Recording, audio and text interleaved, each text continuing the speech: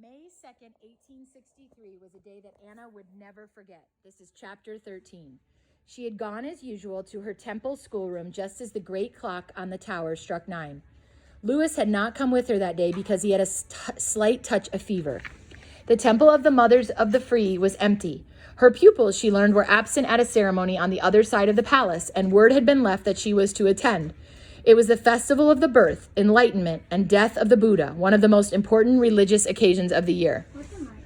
Anna set off at once. She was careful to attend every ceremony to which she was invited, for she was determined to understand the culture around her. Every time she thought that she did understand it, something would happen to show her that the inside was as confusing and unknowable as ever. Most confusing of all was the knowledge that there was a jail where women and children innocent of any crime were imprisoned for life. She doubted she would ever understand or accept that fact. On this particular morning, the inside seemed to have been emptied of its inhabitants.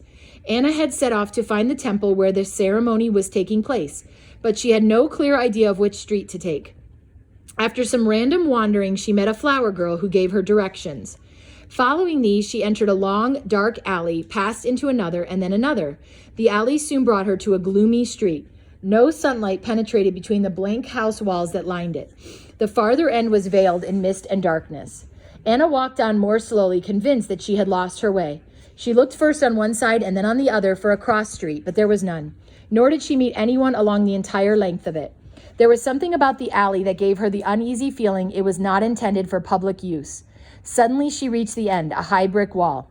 She paused and looked about. Behind her stretched the alley, before her a door of polished brass. The din of palace life was not 15 minutes away, and yet the solitude of the palace was strangely hushed. Its soundlessness was eerie. As Anna stood there listening to an unnatural silence, she felt goose flesh along her arms. None of that, she scolded herself, and ashamed of her panic, she threw a weight against the heavy door and pushed. With well-oiled ease, it swung open slowly, noiselessly. She stepped into a paved courtyard. There was a garden on the right, a building on the left. The wall ran all around and enclosed both. The walks of the garden were bordered with small Chinese trees, planted in straight rows. Grass covered half of them and moss the rest. The facade of the mansion was decayed and gloomy. The windows were closed, and those on the upper story had heavy shutters like a prison. A slight movement drew Anna's eyes away from the house. In the middle of the garden, near a small pond, a woman was sitting on the ground nursing a child. She was a large and strongly made, yet her features were gaunt, and long matted hair hung around her shoulders. Anna had made up her mind to ask for help in finding the temple, but the moment she approached the woman and child, she was overwhelmed by a choking surge of pity. The woman was chained to a post driven into the ground. Under her lay a tattered fragment of matting, and farther on were a block of wood for a pillow and several broken Chinese umbrellas. These, it seemed, were her only protection against the burning sky. The woman made no sound, but kept her eyes on the white stranger. Anna sat down on the rim of the pool and looked at her helplessly. Once more she was confronted with the apathy and callousness of harem life. Even a dangerous criminal should not have been left unprotected beneath the merciless tropical sun. But here sat this slave, almost without clothes, her filthy hair in dense masses around her face. The mat, the pillow, the broken umbrellas all testified to the fact that she had been there a long time. Unrelenting heat pulsed around her. Rain, no doubt, buffeted her. She had been degraded to a level where no amount of decency could be expected of her, yet here she was, caring for her child. Indignant questions churned to the surface of Anna's mind. She could have wept from the anger that pounded in her breast, but she was silent for several minutes, unable to command her voice. At last she asked the woman her name. "Pasai, go away," was a savage reply. Anna tried again. "Why are you chained here? Won't you tell me? You don't need to be afraid of me." "Pai, pai, pai," screamed the woman. The child set up a howling which echoed and re-echoed from the walls. The woman turned and took him in her arms, and he was quiet in an instant. He was a sturdy little fellow, covered with dirt but healthy. She rocked him back and forth, her face resting against his unwashed cheek. A little puff of wind shook the hot blanket of air.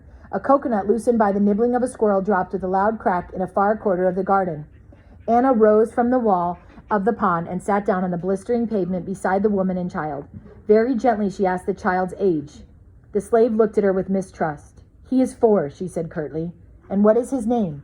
"His name is Thuck, sorrow." The slave answered reluctantly, turning away her face.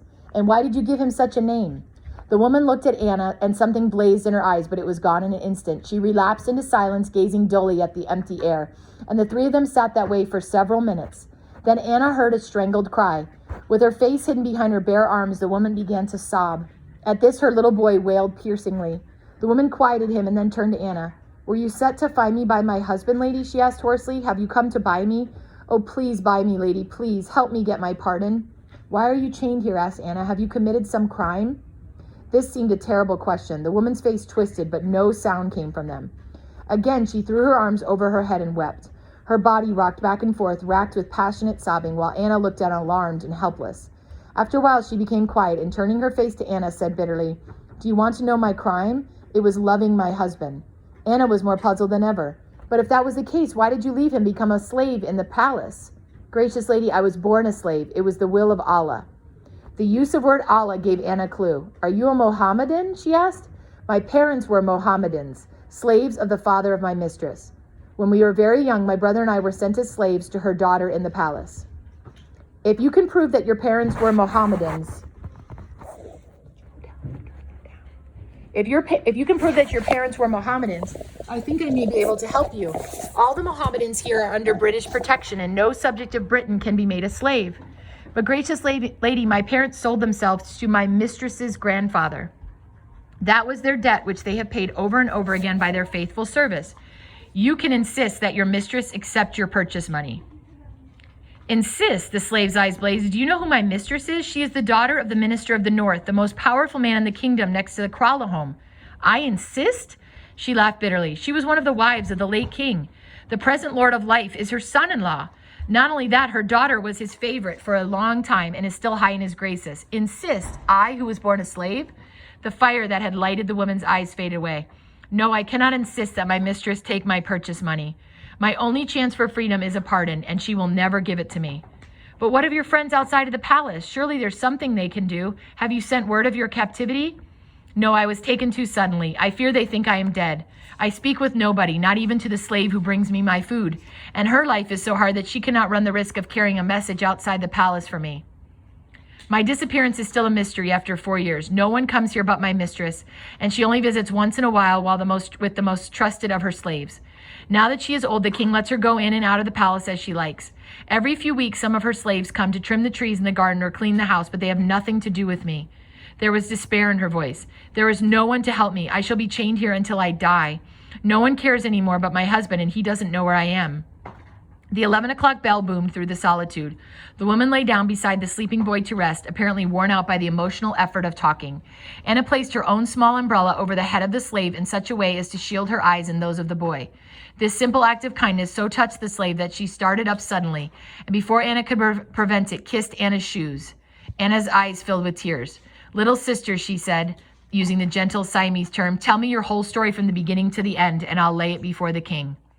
The woman sat up swiftly and adjusted the umbrella over her sleeping child. "My name, gracious lady, is Laor, she began, "and I was born a slave. My mistress, the Chow Chom, rewarded my faithful service by making me the first attendant to Princess Butri, an honor for which I was grateful. Then one day she handed me a large sum of money and sent me on an errand to buy Bombay silk.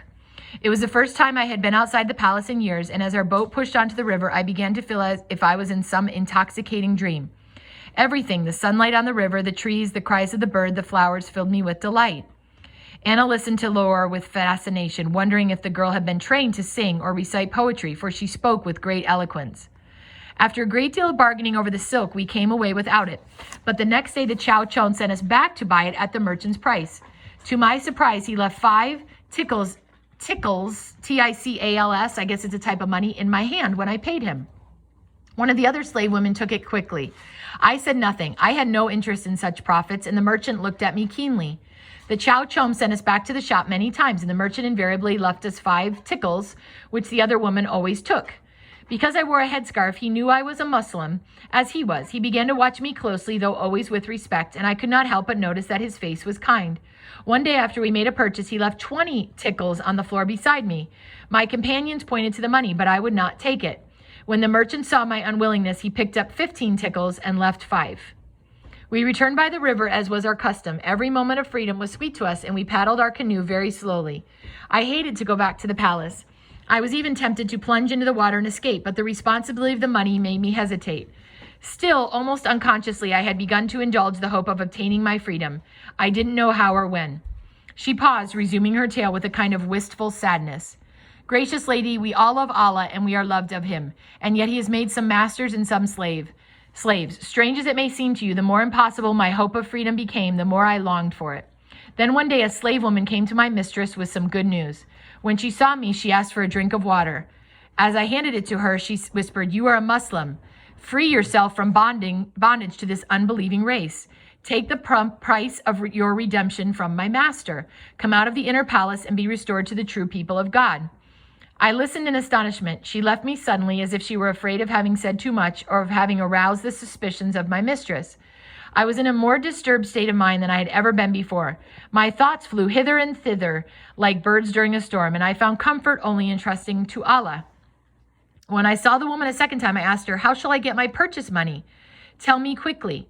She answered, "My master will give you the money and never repent having freed a Muslim and the daughter of a believer from slavery." I threw my arms around her, shaking with joy. Taking some money from her scarf, she tied it into mine. Then she left me without another word. I was terrified for fear I would be caught with the money in my possession, so I came here that night and hid it under the pavement on which we are sitting. Several weeks later, we were sent again to the merchant's shop. I had never been so conscious of the shabbiness of my clothes as I was that day. We made our purchase and paid the money. When I stood up to go, my friend the slave woman, whose name was Damni, beckoned to me. Her master followed us into an inner chamber and said, "I remember every word, Leor. You are so guileless and so beautiful. Here is the money you have just paid me, double the price of your freedom. Take it and forget not your deliverer." "May Allah prosper you," Damni said in awe, but I could say nothing. All I could do was burst into tears. The merchant smiled as if he understood and went back into the shop, while Damni found a handkerchief and dried my eyes. From that time on, I lived from day to day waiting and hoping. Physical freedom seemed to be almost within my grasp. I bided my time like a mother watching for the return of an only child. I knew that I could not pursue the Chow Chom to grant me my freedom unless she was in the mood for it, since she was proud and haughty and I was useful to her. So I waited long and anxiously, praying to God every day, praying only for freedom. One day the Chow Chom was so kind to me that I thought my opportunity had come at last. I threw myself at her feet and said, "Gracious lady, be merciful and hear my prayer. Accept the price of my freedom, gracious lady, be merciful, set me free." I didn't dare to look at her face, and when she spoke, I knew that she was angry. She reviled me for my ingratitude. She reviewed all of her kindness to me, all the care and teaching that had been lavished upon me, and accused me of selfishness. I begged and implored her and wept. "You were born my slave," she said coldly, "and I will not take money for you. You are much more valuable to me than money." I begged harder. I laid the money before her 3 times, as is the custom, and pleaded with her to accept it. "Take double, most honored and gracious lady, only let me go." "Never," she screamed in a terrible voice. "Be still at once. I'll never set you free." And then, as if she had guessed half of my thoughts, she asked suddenly, "Do you wish to be married? Is that it? Very well. I'll find you a good husband, and you shall bear me children as your mother did before you. Pick up your money and go, or I'll order you flogged." So it was all in vain. I gathered up my silver and returned to my slave's life, doing my best to appear obedient and cheerful. The Chow Chum gradually took me into her confidence again, although she never let me go out of the palace, and arranged a marriage for me with Nai Thim, one of her favorite male slaves. I didn't object, for I had made up my mind to escape. I even pretended that I was happy at the prospect of being free to spend 6 months of every year with my husband.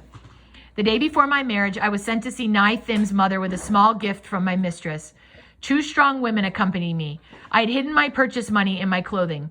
As soon as we entered my future in-law's house, I asked permission to speak to her in private. She thought that I had some communication from Chow Chom, and she took me to the back of the house, which faced the river. Without giving her time to ask any questions, I told her my whole story. Then I took the money and shoved it into her hands, and before she could refuse it, I plunged into the river. I heard one startled scream above me as I disappeared under the water.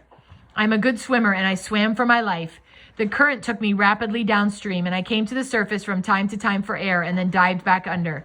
The old lady's house was far below the palace, and there were no boats there, as there are here in the heart of the city. When I found my strength failing, I made for the opposite bank and climbed its steep sides.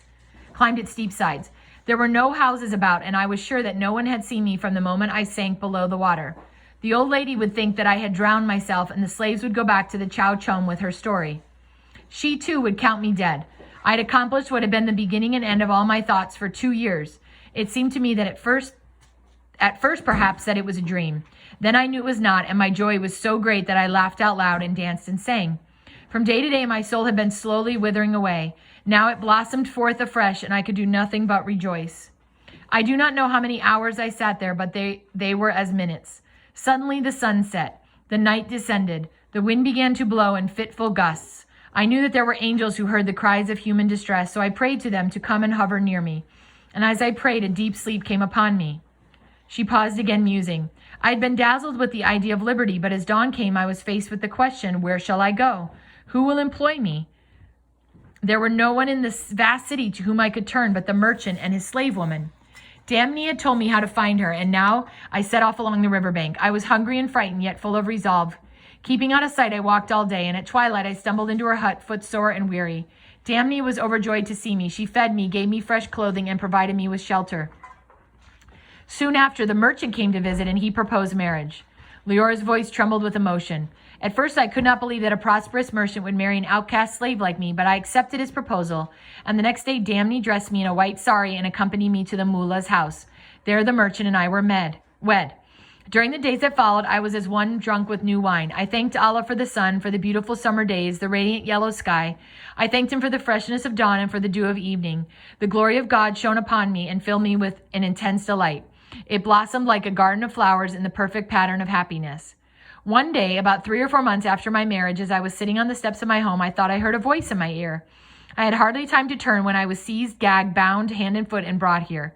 When I was taken into the presence of my mistress, she ordered me chained to this post. Here I was chained until my time came and my child was born. A month after his birth, I was chained here again, and my child was brought to me to nurse. This was done until he could come to me alone. But they are not unkind. When it is very wet, the slave woman takes him to sleep under the shelter of her little shed.